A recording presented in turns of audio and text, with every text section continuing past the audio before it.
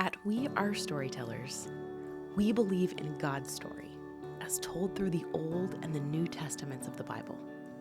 We also believe that our lives are a story that matters.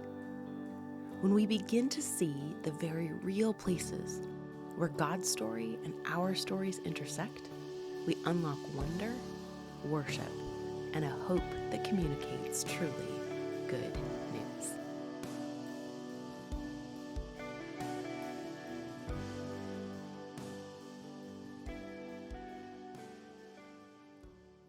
Genesis chapter 25.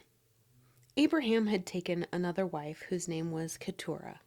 She bore him Zimran, Dokshan, Medan, Midian, Ishbak, and Shua. Jokshan was the father of Sheba and Dedan.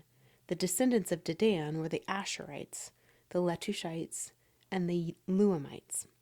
The sons of Midian were Ephah, Epher, Hanok, Abida, and Eldah. All these were descendants of Keturah.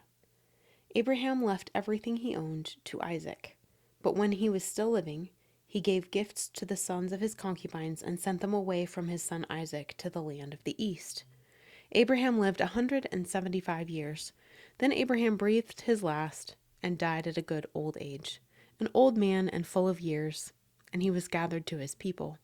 His sons Isaac and Ishmael buried him in the cave of Machpelah near Mamre, in the field of Ephron, son of Zohar the Hittite, the field Abraham had bought from the Hittites. There Abraham was buried with his wife Sarah. After Abraham's death, God blessed his son Isaac, who then lived near Beer Lahai Roi. This is the account of the family line of Abraham's son Ishmael, whom Sarah's slave Hagar the Egyptian bore to Abraham. These are the names of the sons of Ishmael listed in the order of their birth. Nebaioth, the firstborn of Ishmael, Kedar, Adbeel, Mibsim, Mishma, Duma, Massa, Hadad, Tema, Jetur, Nephish, and Kedemah. These were the sons of Ishmael, and these are the names of the 12 tribal rulers according to their settlements and camps. Ishmael lived 137 years. He breathed his last and died, and he was gathered to his people. His descendants settled in the area from Havilah to Shur, near the eastern border of Egypt, as you go down toward Asher, and they lived in hostility toward all the tribes related to them. This is the account of the family line of Abraham's son Isaac. Abraham became the father of Isaac, and Isaac was 40 years old when he married Rebekah, daughter of Bethuel, the Aramean from Padda Aram, the sister of Laban the Aramean. Isaac prayed to the Lord on behalf of his wife because she was childless. The Lord answered his prayer, and his wife Rebekah became pregnant. The babies jostled each other within her, and she said, "Why is this happening to me?" So she went to inquire of the Lord. The Lord said to her, 2 nations are in your womb, and 2 peoples from within you will be separated. One people will be stronger than the other, and the older will serve the younger. When the time came for her to give birth, there were twin boys in her womb.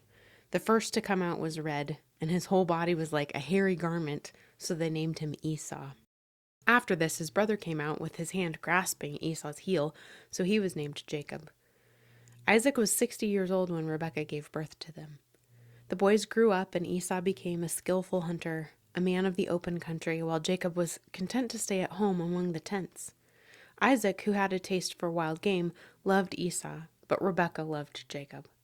Once, when Jacob was cooking some stew, Esau came in from the open country famished. He said to Jacob, "Quick, let me have some of that red stew. I'm famished."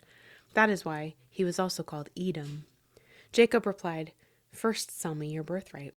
"Look, I am about to die," Esau said. "What good is the birthright to me?" But Jacob said, "Swear to me first." So he swore an oath to him, selling his birthright to Jacob. Then Jacob gave Esau some bread and some lentil stew. He ate and drank, and then got up and left. So Esau despised his birthright.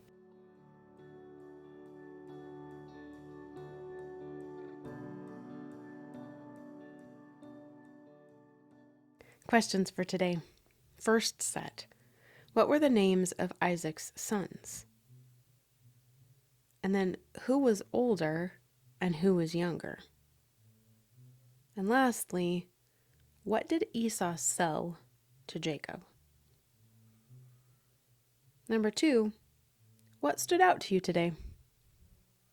And number 3, what have you learned? What do you feel like God wants you to remember?